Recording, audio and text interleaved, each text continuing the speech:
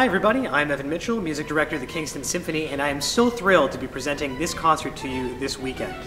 Sunday, of course, brings us our afternoon at the opera, and it's going to be such a fantastic concert. It's going to feature three wonderful young singers, spectacular soloists, who are going to be singing some of opera's greatest repertoire, of course accompanied by your Kingston Symphony Orchestra. And I want to talk a little bit about the three soloists we have, starting off with Lucia Cesaroni, our soprano. She's absolutely magnificent. Andrew Haji is our tenor. Andrew, of course, is a member of the COC studio, and he has recently won a very prestigious international singing competition in the Netherlands. And last but certainly not least, we have Geoffrey Sirett, who is a local boy, an absolutely magnificent baritone. I'm so looking forward to working with these three supremely talented singers. Now, of course, you're going to hear some of opera's greatest hits, but beyond that, we're going to perform for you some pieces that are a little bit off of the beaten path. Some arias that you may not have heard, some ensemble numbers that you may not be familiar with, and of course a couple of pieces for the orchestra alone to show off your Kingston Symphony Orchestra.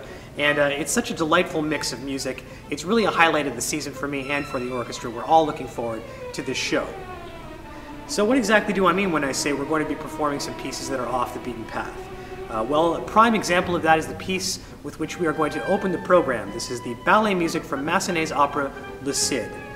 Massenet was an absolutely magnificent operatic composer who did the bulk of his output in the late 19th century and early 20th century. And at that time, in French opera, it was customary to have a ballet sequence in which there was no singing, but just a lot of dancing on stage and, of course, a magnificent selection for the orchestra.